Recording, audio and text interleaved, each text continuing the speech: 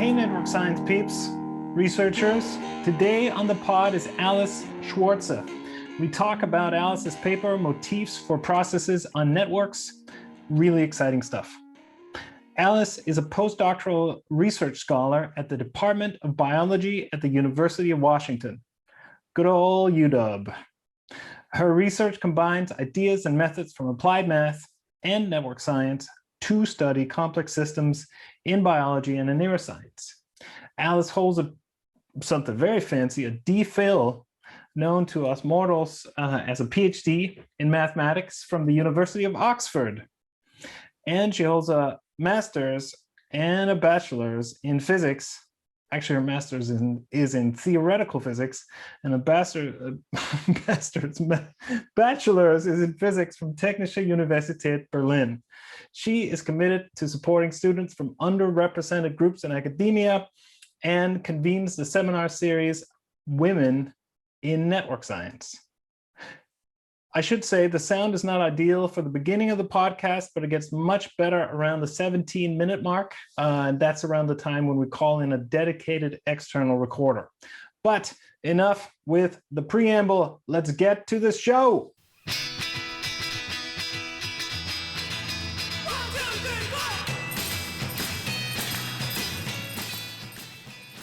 All right, but let me begin to be a little bit more podcasty. I'm sorry to stop. I'm going to try and get back to being a human being, but just to kind of get the thing moving, I should be podcasty. So when I started this, and maybe this is already, I shouldn't be podcasting because I'm so bad at it. So this is already annoying. I'm annoying to myself, but when I started this and I thought who to invite, I thought, let me invite some people that I know, and let me try and find a few people that I don't know, but let me also invite some younger researchers, because I think what I wanted to do was to talk about research and the research process and all the work that's going on in our field. And while, if you can get someone super famous, that's fun, but I also like this idea of different perspectives. And then you engaged with the idea on Twitter, and you kind of suggested a bunch of people, and you also made a cartoon, or I don't even know, like an image that revealed the exact thought process behind me making the podcast in the first place. No, those things are called memes. Well, is it a meme when it has so many? I guess it is. Oh, it is a meme. Yes, sure. I mean, I think of memes. I'm glad you're teaching me. So that's why I'm bringing the youth on here. I now remember also like the biker repair shop meme that also has multi-panels. I thought it might have too many panels to be a meme, but I now see that memes can be multi-paneled also. Anything goes. Memes are wild, wild west. Yes, all right. But I thought sometimes they had to be a little bit more compact. There's a lot of work. Those were kind of the original ones, and then it branched out. Memes are complex systems in themselves now, I think. Yes, there's a paper. There's a paper waiting. So you made a meme that revealed with admirable clarity the procrastinating ways that we're even involved in. I mean, to be honest, I made the trailer just to make sure that I made the podcast, because it was a kind of, after having made the trailer, it would have been so embarrassing not to make the podcast. But anyway, I thought when I saw that, I thought maybe I should talk to you. And also I had noticed that you were interested in motifs, which is something that I also care a lot about in networks. So I also thought it could be a fun talk in that way. And then I started following you on Twitter, and immediately I saw a lot of pictures of cats. Oh yeah. So that's also why I'm kind of sometimes panning to the right, is that I'm sitting on my balcony, and my cat is just, there's a window, so I have an audience on this side, and she's very unhappy that she can't be on the balcony with me right now. It's causing a bit of a ruckus there. I don't think you could see her if I turn up the laptop right now, because she's black and she's inside in the dark. which like usually works out in her favor. She likes being in places where she can't be seen, but at the moment she's like, let me out, let me out. But you should I have want to be on the podcast. Yes, but I guess you should have made. Is there a thing with a cat looking down through a hole in the ceiling? Is that a thing? All right, anyway, I was trying to have a meme callback. Totally failed. Never mind. Forget it. So anyway, but so I always start with talking about people and their history, and this kind of the cat story was my clumsy way of trying to begin to ask you about your story in science. So I looked a little bit on your webpage, and I can see that you have already kind of a crazy history of Oxford and Germany. I can see your name displaying here, and you have a complicated name. So I need to hear the whole story here. Okay, so the whole story is okay. So let's start off with this. Academically, I started out in Germany. That's where I was born and raised, and I did a bachelor's and master's degree in physics at TU Berlin. Yep. So the short story is I then went on to Oxford Mathematics to do a PhD, and currently I'm in the biology department at the University of Washington in Seattle. And so I think it's a very kind of on-brand story these days for network science that you end up switching departments over and over again because there's nowhere that you really fit. There's not one place that kind of fully captures all the things that you're interested in and that you want to do. So I think like the reason that I started studying physics, it was kind of like an accident. It was a plan B. My parents wanted me to go to med school. Yes. I never wanted to, but I did what they told me anyways and applied for it. Luckily, I didn't get into med school in the first round, and then I convinced them that I had to have a plan B that ended up being physics. Physicists ended up being like really nice people to hang out with, and so I stuck around for a while. And then the switch to mathematics was in part motivated with that. Well, first of all, kind of moving from the German system to the UK system, some of the questions that you'd usually ask it within theoretical physics in Germany rather than in applied mathematics, they tend to be in applied mathematics departments in the UK. So that made the switch more natural. But it was also that I did a lot of computational work during my master's, where I kind of very late into the master's, I learned that there's a whole mathematical underpinning that could easily explain a lot of the things that I saw in the simulations, but I just didn't really know what I was seeing and why. And so the ability of kind of mathematical foundation to be really insightful in terms of explaining patterns that we see in real data and in simulated data, that kind of got me thinking that I want to learn more mathematics. I want to be able to bring that to the problems that I'm interested in. And so that made the switch to mathematics.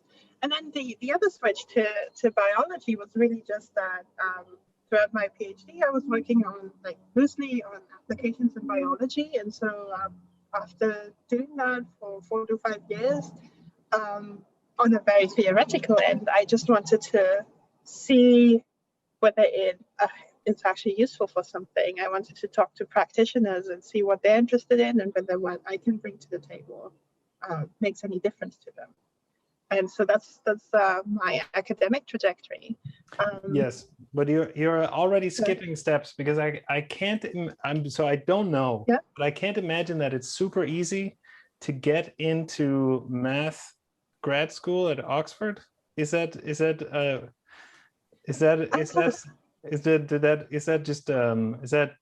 you must have somehow been kind of found out that once you started the physics that you had a facility with math and you must have done well or had fun with it, or so can you talk a little bit about that?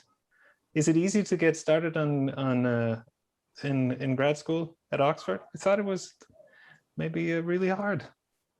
So yes and no. So first of all, I think getting into Oxford is quite competitive, but it is more competitive for undergrads than it is for grad students. Got it. So it's I think like in terms of applications per actually admitted student in the end, it's like on the order of hundreds of thousands in the ratio for undergrads, and for grad students, it's anywhere between like on the order of 5 to 1 to like in the very popular programs, maybe 100 to 1 or something. And then for me, it was kind of like, it was honestly a numbers game. So I knew that I wanted to switch to mathematics. I didn't know that I wanted to go to Oxford. I did know that I was tired of commuting between Berlin and Oxford to meet my boyfriend. And so that's Ah, why I started applying for programs all over the UK. And then it really just, it was a bit of practice. So I had a lot of interviews for PhD programs, and I entirely botched like the first two. But at some point, you realize I wasn't prepared for some of the questions they had. Like the first one, in most cases, was, why do you want to do a PhD? And I was like, I mean, obviously, I knew that I wanted to, but I didn't have like story all kind of smooth out to tell in that moment. And so by the third time round, I had it all down. I had my kind of little story and presentation that I could give, and so I actually applied, I think, for 3 different programs in Oxford. The first one that I applied for, the interview went so bad. It was supposed to be a 30-minute interview, and after 15 minutes, we all agreed to kind of just let it be because it was clear it wasn't leading anywhere. And then it was kind of just luck, because it's like with submitting a paper in a review process. So there's like 2 or 3 people who are going to judge your merit, and sometimes you connect, and they really get the same things that they get the things that you want to tell them. They right. agree with the things that motivate you and the things that you're interested in, and sometimes they don't. So like the first 2 times it didn't work out. The third time I immediately clicked with the people who interviewed me. One of them ended up being one of my PhD advisors, um, and that was it. So I guess the lesson to be learned is it's a lot of luck, and if you're really into getting into one school or another, you just apply early, apply to many different programs. Oxford has many departments where like I could have ended up in biochemistry too. Like I applied for biochemistry, for maths, for physics program, because there were lots of things that I was interested in where I could see myself doing that in different departments. Yeah, that's awesome. I was gonna make a joke that this thing, I know that it continues, and at the postdoc level, they'll take anyone, right? Like that's how I got to do postdocs at fancy places. That the hardest thing in the world is to get in as undergrad, and then when you're a postdoc, they're like, we need more people. Let's take this. But Alice, that I have to say, this is the first time I'm doing this on a podcast, but I don't know if it's the wind or what it is, but I think that your sound sometimes gets really bad. So this is my little recorder. Let's try it. And then yeah, I'll send you that later. Super good. So you're recording? Yeah. All right. Let's let's continue, and maybe we don't need it. It's just that sometimes it just dips, and I don't know if it's like the wind hitting. So some of the times it's good, but anyway, we'll figure it out. But let's get back to this, because I still have many questions. So now you're at Oxford, right? And you write this PhD, and maybe we'll save that because we'll be talking about a lot of the work, I think, or some of the work. And then you switched to Seattle. But now that I'm talking to someone who is young and not at the end of their career or not mid-career or whatever, most of the people, it's not that I talk to anyone at the end of their career. That would be terrible for the previous guests. But mid-career, who have kind of made this transition to being, getting at least a kind of a permanent position. And so I said, why did you stick it out? How did you, because and I think a theme that comes is also what I see with you is a lot of people were not super passionate about science their entire lives, but they kind of stumbled into it and then they just liked it better and better. They found out that it somehow suited them and it grew in them. And this is also what I'm sensing in you. And same thing for me, but I do remember kind of being in my first postdoc or maybe even as a graduate student and kind of thinking, will I make it?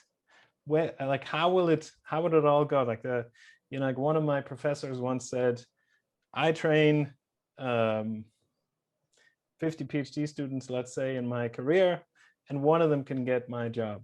So, what is it about science, I guess, that makes you stick it out and keep at it? And what are your worries and concerns for the future?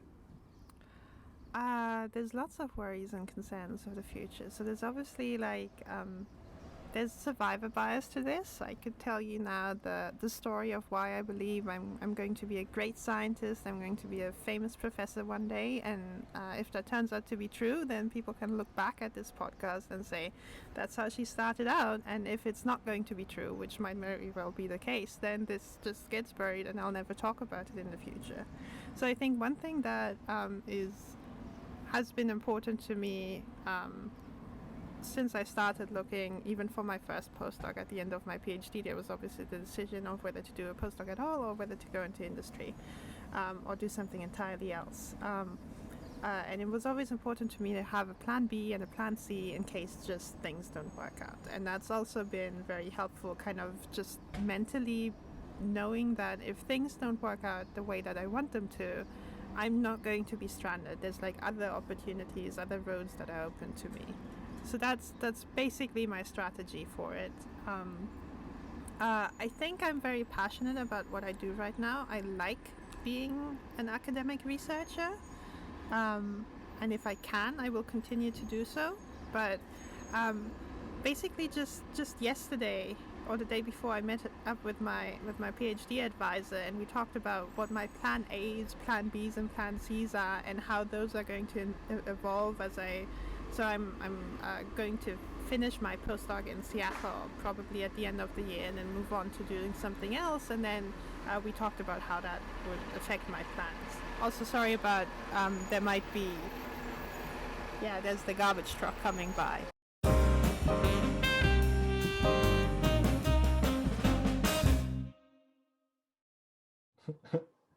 But yes, that's the danger of being outside in the sun. But yeah, no, for sure. But it's not like I wanted to have some kind of gotcha or anything like that. It's more kind of, I'm just curious what it feels like. And I guess when I was a student, I never talked to anyone about it because I felt that it was my own personal concern. So now I have free range to ask questions of people. So now I'm asking you, because I think it is kind of a big deal when you're a young researcher, and it is a lot of energy, right? I think it's the best job in the world, but it's at the same time, it's also incredibly hard work. You're competing with people, in my case at least, that are way smarter than you and all seem to be working harder than you.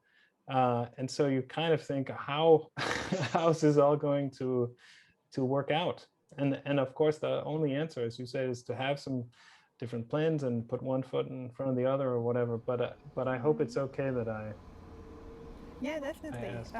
I mean, in terms of how it feels, I'm not going to lie, to some extent it feels terrible to not have the certainty, to not be able to, plan in advance. My family is asking me whether they can come and visit me maybe next year, and I have to tell them I don't know where I'm going to be next year. So don't book a flight to anywhere because we don't know yet. And so that's been really challenging, and I don't know whether things changed over time, but I also see ads coming out for postdoc positions. Some of them are limited in time for 6 months or even 3 months, and luckily I've always been on contracts that ran at least for a year.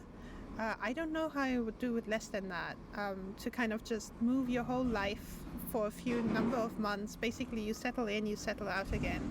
So that I think the most challenging part is that kind of the system expects you to be flexible, to move to anywhere across the world, but then to also be able to do it like on a short notice for a very short amount of time is just very challenging. And obviously, like I'm passionate about it. Everybody else who's in it is too. Everybody's trying to give 200%, which is what you need to do because everybody else is doing that too. So you give 200%, you invest yourself fully into it, and then you know that the rate of return is quite low. I guess like it is challenging, and so that's why like for me it's always been important to kind of, when there was like a day where nothing worked out the way that I wanted it to just take a step back and say, that's okay, I can always go back to kind of small town Germany and start a bunny farm.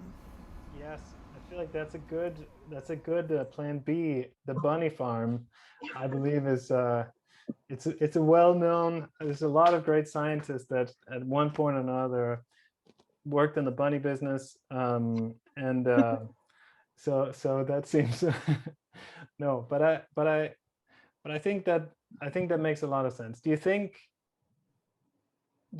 like so I also wanted to ask just quickly about, I see that you're organizing women in network science. I see that you explicitly say that you also want to work for minorities that are in complexity science and network science and kind of near where you are. Do you think there are more and more movements of this kind?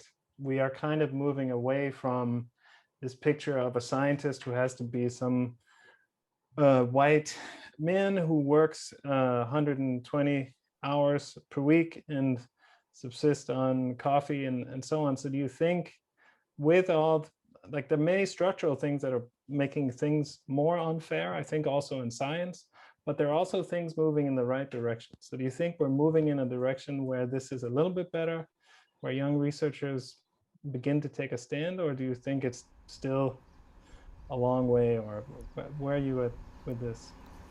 Well, I think it can be both. I think it's things are moving in the right way, but it's probably still going to be a long road to where we might want to go. There's also like only so many things that can happen in academia. So I think a lot of the issues that you, for example, see with things like sexism in the workplace are things that are universal to all types of jobs. And so as long as it's a kind of societal and cultural phenomenon, it's kind of hard to see how academia as like this one singular group of people could, be uniquely different from all of the others. So I think it's good to see that there's more push in academia for kind of equity of various different forms. It's good to see that in other industries, other types of jobs as well.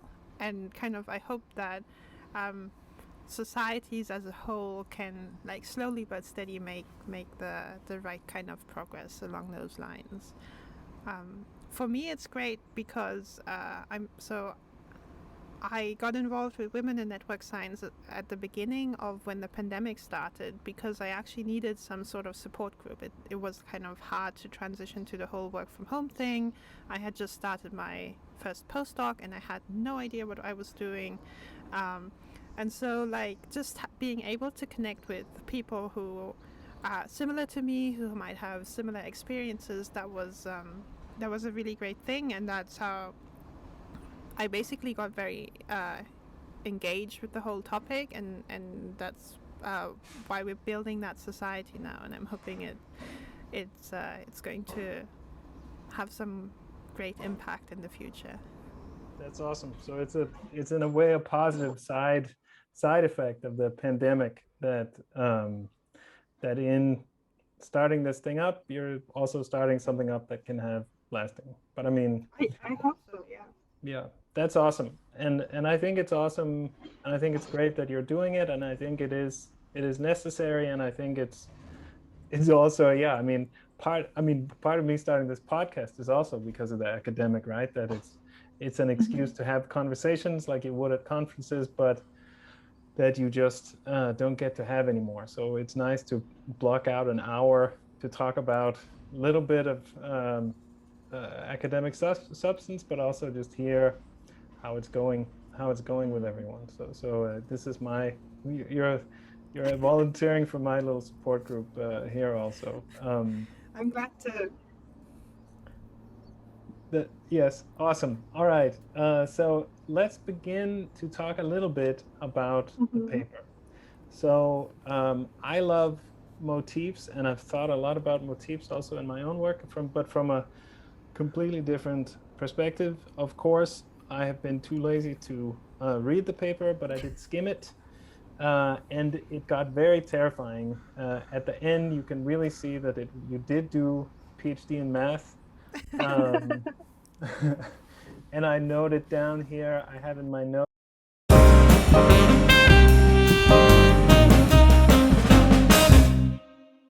It's called Motifs for Processes. And as far as I can tell, it's still a preprint. So it means that we can't go too deep in the stories about the reviewing process, since you may endanger the paper. But like as I said before, a very terrifying paper. It looked friendly in the beginning, lots of little pictures of motifs, and then somewhere around page 12 or 13, the equations begin coming.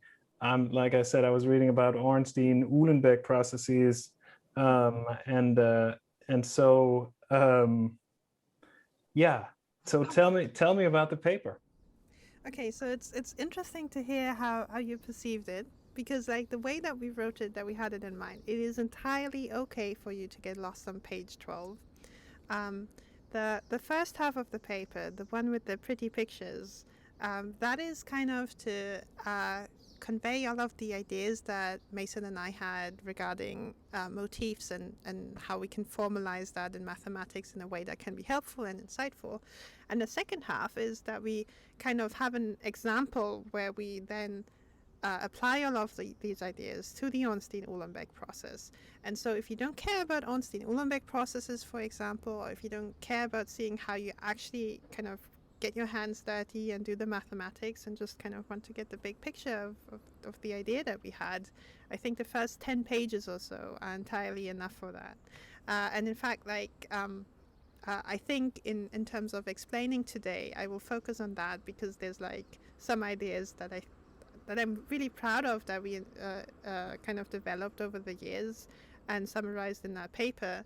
And so those, you don't need to kind of get all the maths at the end to get those ideas. And if you do want to do the maths, there's the rest of the paper, or there's always the option for people to get in touch with me and kind of say, I don't get the maths, but I like the first part. Can we somehow apply it to like the things that I work on? So that has happened a few times now, and it's really cool to talk to people about whether these types of motifs for processes also pop up in other application areas. Yes, and I just want to say, like, if when you get to math where you can drop something that's called Ornstein-Uhlenbeck processes, that is still super cool. I mean, how much cooler does it get? So that's for sure street cred everywhere. But I agree that probably we shouldn't go that deep on the podcast, at least. So let's talk about some of those ideas from the first part of the paper, because the thing is, then I'm going to try and set you up, so I hope I don't mess it up. But the thing is, when you think about temporal networks, everything gets very complicated. And in a static network, we can all agree about everything. We know what a triangle is.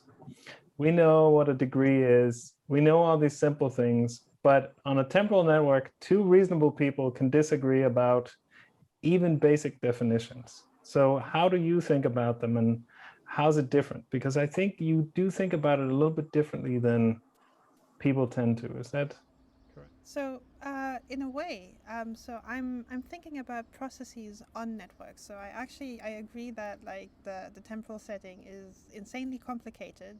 I disagree in the way that there's even on simple graphs, there's a lot of things that people can disagree on when it comes to motifs. And we'll get to that in a second. So basically, I started out with graphs that are static, and you have a coupled differential equation that simulates a process on that graph. So connecting to things that you've had previously on your podcast, that could be like a city network where you have roads and those tend to be static, at least over some period of time, but there's dynamics running on them, right? There's people going from A to B, there's cars going from one place to another within a city. So there's like a lot of things happening on networks, even when those networks don't change over time. And so that was the setting that we considered. And we are thinking of kind of how these things change once you go to a temporal network setting. But you're absolutely right that it's like super complicated and there's so many things to consider. So in the setting that we have in the paper, the static network setting, we have the static network, and then we have some linear dynamical system that lives on that network. And the reason that we call the paper Motifs for Processes is that we have this process taking place on the network, and we want to know how does the network structure kind of interact with the process that is happening on top.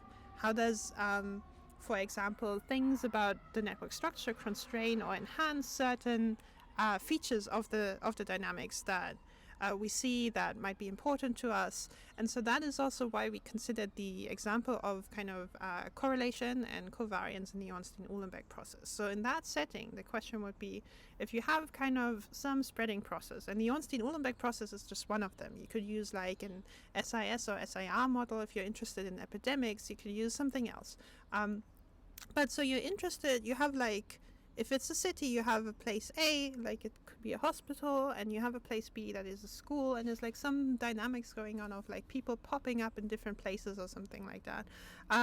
And so then you're looking at the correlation between two places. So for example, how many people show up at any given point. And you ask, how does the structure of the network kind of influence the correlation between two nodes in your system? And so that is the example that we consider in the paper. We have the Ornstein-Uhlenbeck process, which is a linear spreading process. So there's something spreading on the network, and we ask, if you have two nodes in the system, I and J, how does do connections between I and J or indirect connections to other nodes, how do these influence the correlation between the nodes I and J? And it turns out, yeah. Can I ask a question now, just to kind of clarify? So of course this makes sense, and you can have temporality in many domains, and so the processes that you consider here, we also there's an unaired podcast where I talked to Renaud Lambiot, and he talks about kind of the two kinds of thermodynamics: equilibrium thermodynamics and non-equilibrium thermodynamics, and that are and so processes also exist somewhere on the spectrum. Some processes, if you have an SIR, like one thing happens, a big process, and then we get to the other state, and then it slows down again. But other processes kind of keep reoccurring. So when we think about correlations between nodes, where are we in on the spectrum of equilibrium versus in the getting to equilibrium and so on? Can you tell us more about what's going on in these fancy named processes? In these fancy named processes, so the Ornstein-Uhlenbeck process is one, so it's a noisy spreading process. So what you have is that there's kind of like a just Gaussian white noise happening in every node in the network. And then when two nodes are coupled, if like one node has a really high value of its amplitude, so that could be something like a voltage, for example, if you're thinking about neurons, some potential. So if one of them has a really high value and it's connected to another one, then it pushes up the other one to also have a really high value. So that is the nature of the spreading process. What you then have is the kind of, over time, signals decay.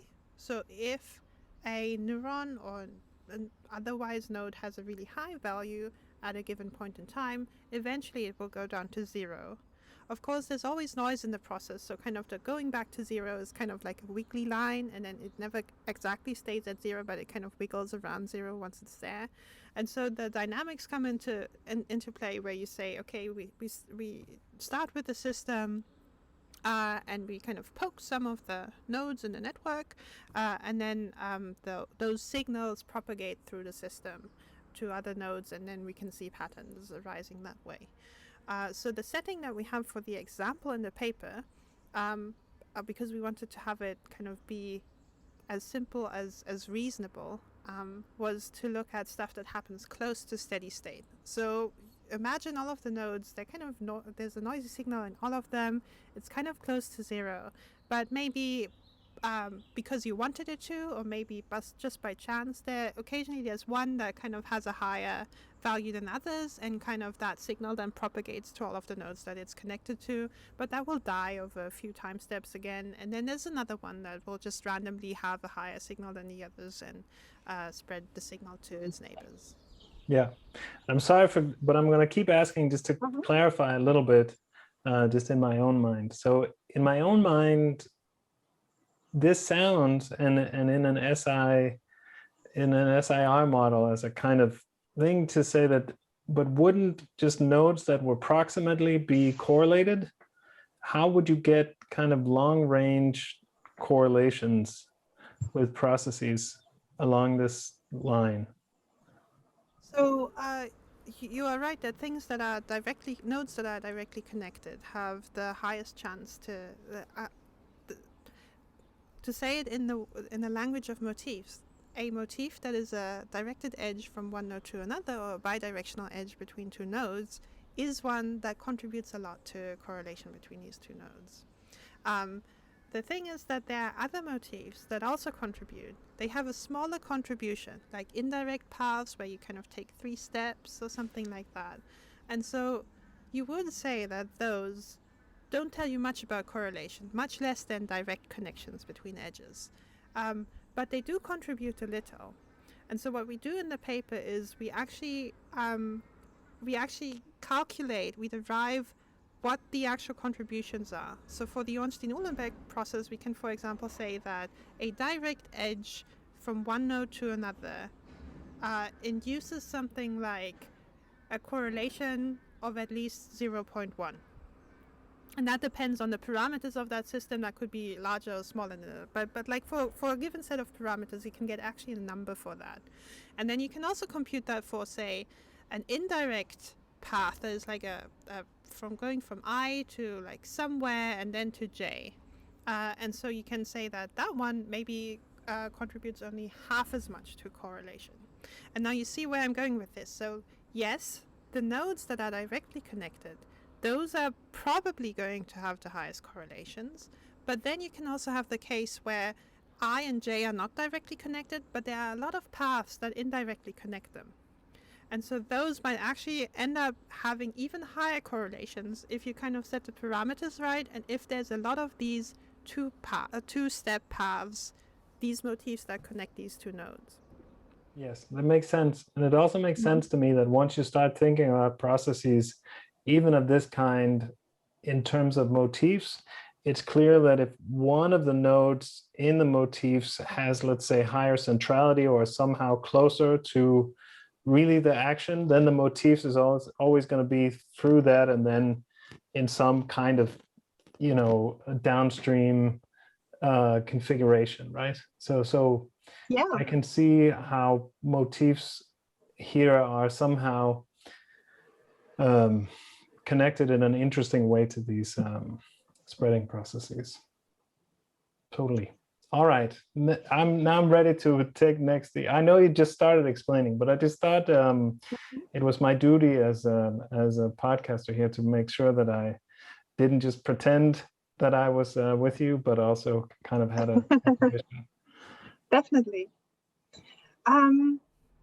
Let's see where to take this next. So basically, the thing that Mason and I have hoped to contribute with this paper is kind of some motivation to look for mechanisms by which motifs contribute to things in network dynamics that we're interested in. And so this could, for example, be that we're interested in how does the correlation between two nodes come about if you have Ornstein-Uhlenbeck dynamics running on that system. It could be something else. Might not be interested in correlation, might be interested in things like entropy, synchronization, or something else. Or you're not interested in the Ornstein-Uhlenbeck process. As long as you have a linear dynamical system and kind of the system property that you're interested in is not too crazy, you will be able to do the same mathematics that we did for the correlations with the Ornstein-Uhlenbeck process. And the result of these calculations is that it shows you how much motifs can contribute to the property that you're interested in. And so I'm going to stick to the example for now. So if you're interested in the correlation between nodes I and j, it tells you what kind of motifs that connect the nodes I and j contribute positively or negatively to correlation. There's also some that contribute negatively to correlation. And how much does each of these contribute? And once you have these sets of motifs, basically you get a table. Like you could think of, for every motif, you get a number. And so these motifs, they don't have to exist in the graph. It just tells you if you have a motif like that, how much would that motif contribute? And then if you have an actual network that you're interested in from data or so, you can then start to look for those motifs. And when you find them, say, okay, we have these motifs, and I know what they're doing to the system. I know that these are going to enhance correlation between these two nodes that I'm interested in, or these are going to decrease the correlation between the two nodes that I'm interested in. And so kind of doing this theoretical study where you don't just go into your data, you start counting motifs, and if you find one that happens, like a lot of the times, you say, okay, this has to be important.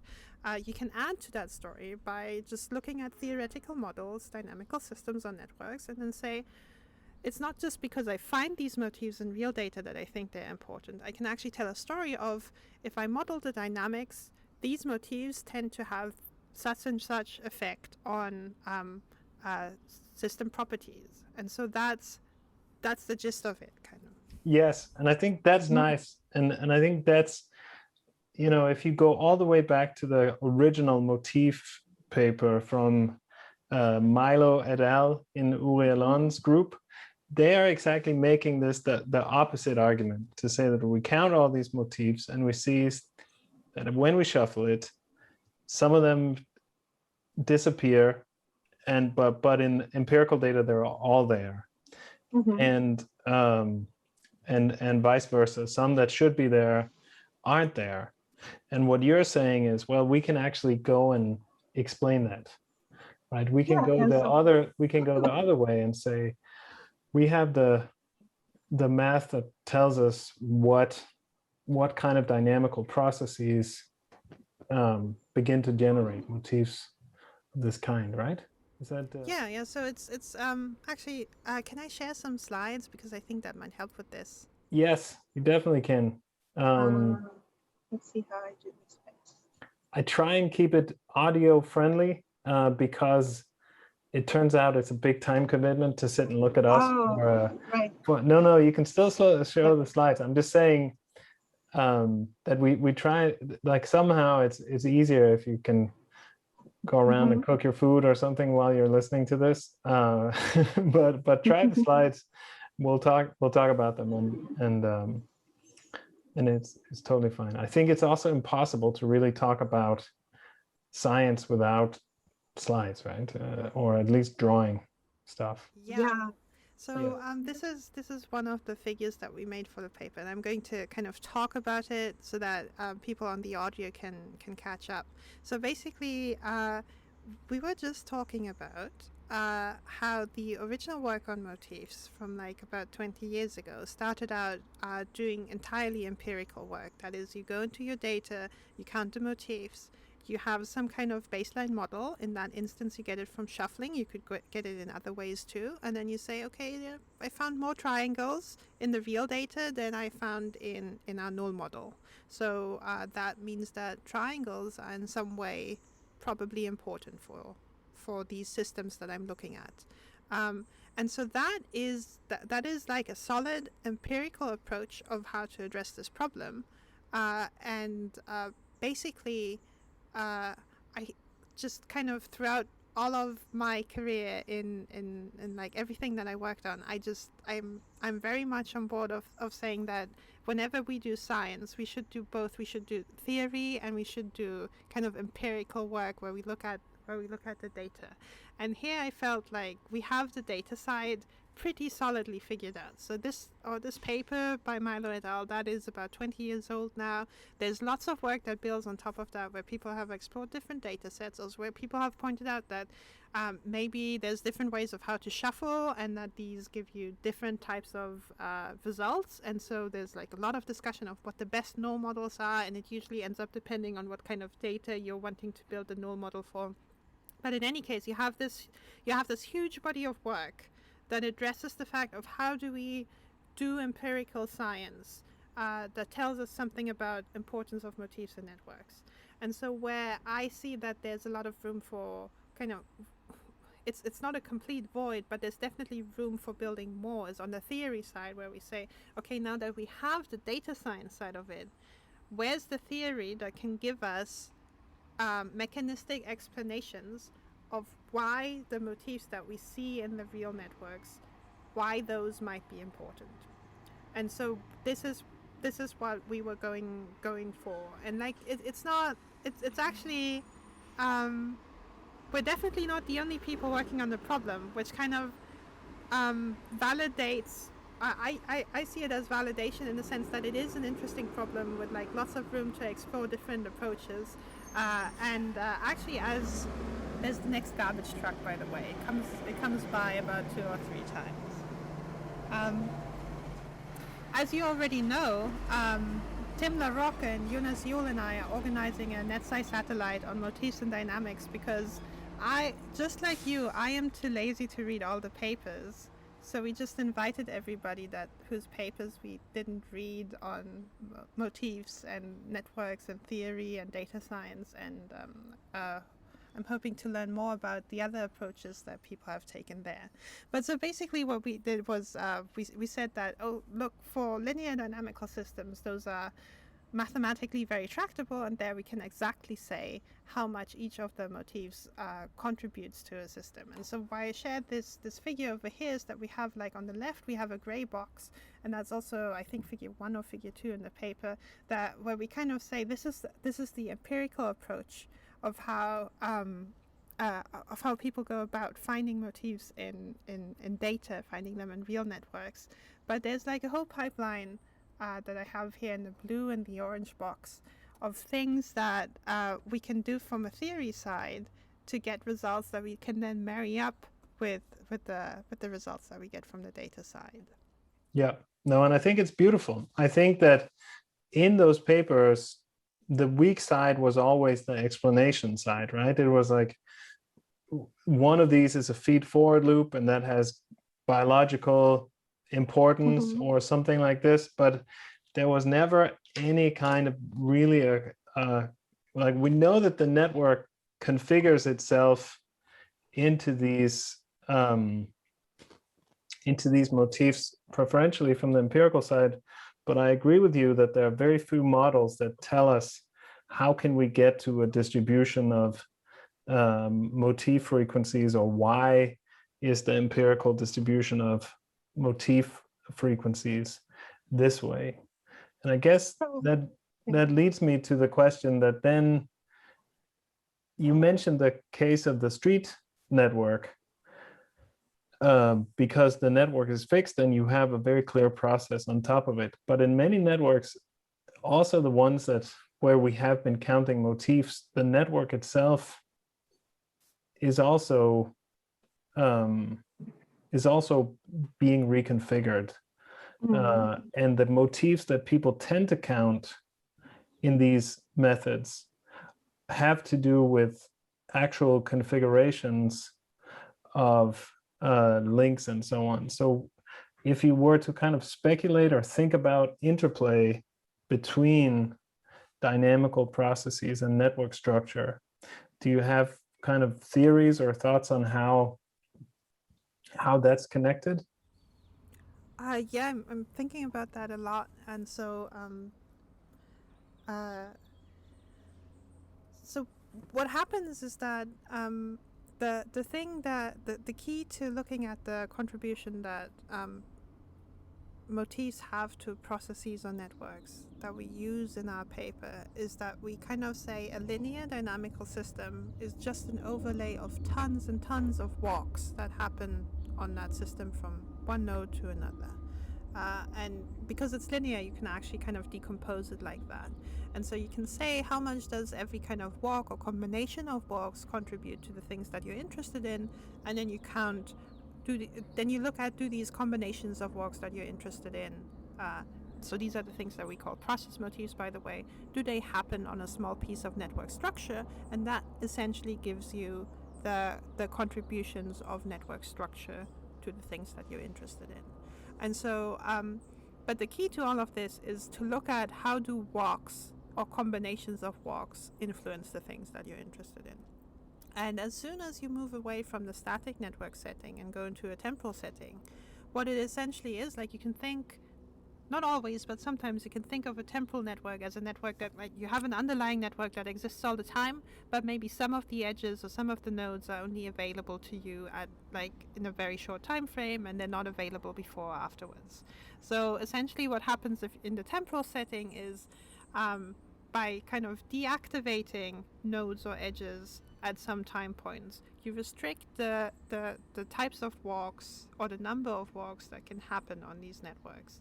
And so in that sense, if you compare what happens on the static network to the temporal network, for example, if you're looking at correlation in a system with an Ornstein-Uhlenbeck process, you would see that correlations across the board would probably be lower in the temporal setting, simply because by making it temporal, you've inhibited some of the things that would have happened in the static network. And so the interesting thing is when you get to the setting where the dynamics that happen on the network have a similar time scale to the dynamics of the network edges, and you are in a setting where maybe each edge can be used only once, and then after that it kind of evaporates or something like that. And so that has a significant impact on these on the contributions of motifs. And that's basically as far as my speculation can go so far, because we haven't done the scary equations for that part yet. No, but it sounds really exciting, and it sounds like a very cool approach to this. And I think this idea of the full network as the substrate and then temporality is kind of turning on or off is a nice way of thinking about it. And it's a natural way to connect it to the types of processes that you are interested in. So super cool. So one of the, if I can add to that, so one of the very easy examples, because like everybody does epidemic modeling these days, for example, is you usually don't necessarily say that you have an SIR process as being on a temporal network if you don't actually have a temporal network underneath. But you could think of it as one, where you say every node that is removed is like that is you could interpret that as a structural change. And so we do talk about that in the paper a little bit, saying that we have process motifs and we have structure motifs. So process motifs are kind of the things that we have in this picture with the blue edges over here. Every kind of these blue arrows corresponds to a walk that happens on the network, and that's a small piece of process. And then we connect that to small pieces of network structure down here by just counting the processes, the small pieces of process that can happen on a small piece of structure. And so if you look at something like SIR dynamics, it turns out that there's not a ton of different types of walks that can happen on the network, because it's SIR, so every node can only be infected once, and then eventually it will leave the system. It kind of the walk burns all the bridges that it takes. And so every walk can only happen once in the system. And suddenly the distinction between process motifs and structure motifs that we work so hard to make in the paper becomes a lot less obvious, because basically for every process motifs there's just one structure motif and vice versa. And that's one of the reasons that I think that if you look at papers that existed, like papers that we cite in our work that inspired us to do what we did, kind of some of the ideas that we had, they are already all there. It's just that if you're looking at SIR dynamics, you don't they kind of you have to look very closely to see these differences, because it's really easy to kind of look at it and think that process and structure kind of map one to one, so you don't have to look at the difference between the two. And it's really just for some dynamical processes where you don't have the bridge burning of with the random walks that it becomes relevant. And so if you have either that the process burns bridges by SIR dynamics, or you have a temporal network where the edges pop up and vanish super quickly, then like a lot of the math that we have here might become actually a little bit easier. Yes. No, I think that makes a lot of sense. And I mean, I'm also thinking, you know, why hasn't there been more focus on process in a way? But I think that, you know, one of the reasons, I guess, is that in a lot of the systems that we care about, it's actually quite difficult to measure the process. So in the empirical data, it's kind of easy to observe the edges as they're reconfigured. Like we can look at when do I make a phone call, and we can visualize that temporality quite easily. But the information that's spreading and what I'm talking about is more difficult to access, and how it goes and from a state in my mind and changes a state in someone else's mind, you know, like is very difficult to access. And this is also true, let's say, in biological systems, where we can't even really observe the dynamics, and we can observe maybe some of the states. So I think the thing is that we can simulate processes, but there's not so much empirical data, at least in many of the systems that network scientists typically look at. And I guess this is why it hasn't had so much attention, but I think it's really important. And I think it shows exactly that thinking about the math and coming to it from your direction is also really valuable, even in kind of shaping what is it that we should be striving to get data on, or what should we be striving to look at, by saying, no, look, this is an important distinction, right? 100%. So I'm just going to advertise things that I don't have any self-interest in, but like one of the things where I'm really looking forward to seeing where it goes is actually work that I think in part Renaud Lambiot, but also very much Ingo Scholtes and his group are involved in, where they look at data of paths in networks. And so they have that for traffic and collaboration data or something like that, as far as I know. And so kind of that's like an entirely new beast in terms of data, because it's like not just time series data on the network. It has like this dimension that comes from having paths that go, basically every data point has like a history attached to it. And I think it's really interesting to see them addressing that from a data science perspective, of saying, how can we analyze this data? How can we look for patterns in that data? And I really hope that it kind of, at some point, is able to kind of marry up with the theory, where we can kind of have the theory and the data science tools come together, pick up on these types of data, and learn something useful from it. Yeah, absolutely. I mean, yeah, for sure. There are some people working on. I mean, also think about Martin Roswall, his map equation. You know, it does random walks, but there's also, he has done some work on empirical flows with, I think, the airline network, and you can model travelers. In science, there's also journals and authors. There are some examples, and I think it must also be the next level for this. For science of science in a way, or for, you know, that you actually try and see what is it that we don't just count references, but we try and look at, idea flows by looking at the text where the reference ends and stuff. So there are definitely places where one can do this stuff. It's just that it's not been the mainstream because it's non-trivial to get access to it. So I agree. I look forward to those papers. Really cool. I mean, we're getting past the hour here, but one last question, which is, you said that some people had contacted you about this. So what are kind of, it's not that you have to name drop who contacted you, but what are kind of some ideas for applications or systems where this kind of work looks like it's being applied in the not too distant future or is relevant? So, yeah, so basically, kind of in terms of applications, I did my PhD, so that's a PhD paper. It was with a focus on biological applications. So when we took the Ornstein-Uhlenbeck process, that was because that is actually quite popular for modeling neurons in the brain in theoretical neuroscience. But I kept mentioning cities and people and epidemics today because I think the math doesn't care whether you feed in an Ornstein-Uhlenbeck process or not. Math just needs a nice linear dynamical system. And like linear sounds a bit boring, but we tend to use them all over the place, right? We use them in epidemiology, we use them in social science as well. So I've been talking to some people who have like simple processes in social science and kind of looking at the things that they are interested in. Can we do a similar analysis for this?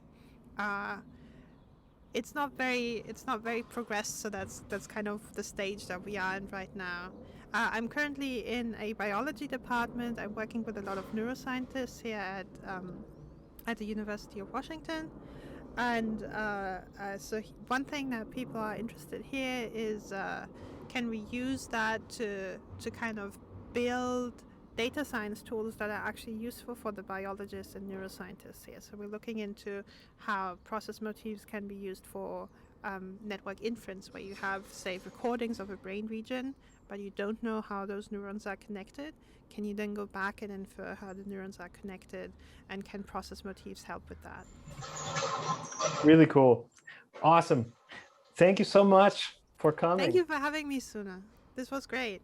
I mean, I skipped it. There was a lot of questions throughout that we could have easily spent 3 hours, but I think we need to wrap it up. It's my bedtime is approaching rapidly here in Denmark, but it was really fun. Thank you for coming on, and yeah.